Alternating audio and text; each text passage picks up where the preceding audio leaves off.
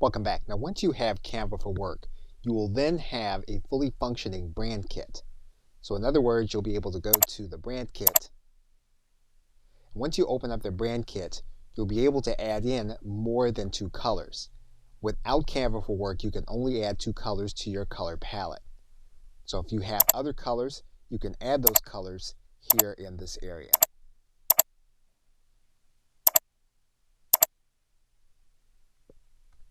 What you also have is you'll have certain font combinations that are suggested.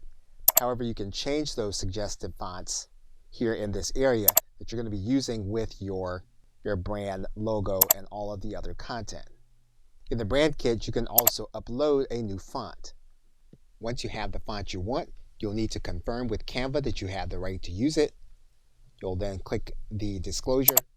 You'll then click yes, and then the font will then be uploaded to your brand kit.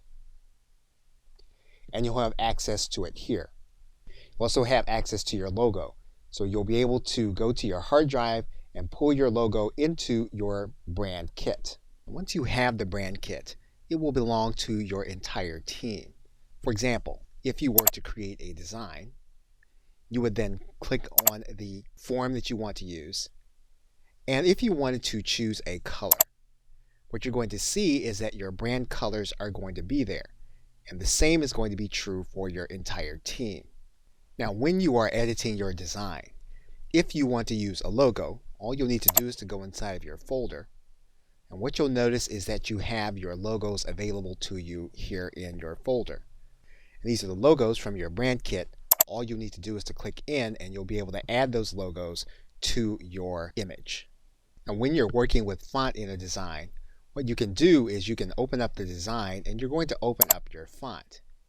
And what you'll notice is that you have your brand fonts here as well as your uploaded fonts. So if you want to change a font to one of your brand fonts, you can do that inside of your menu if you have Canva for Work.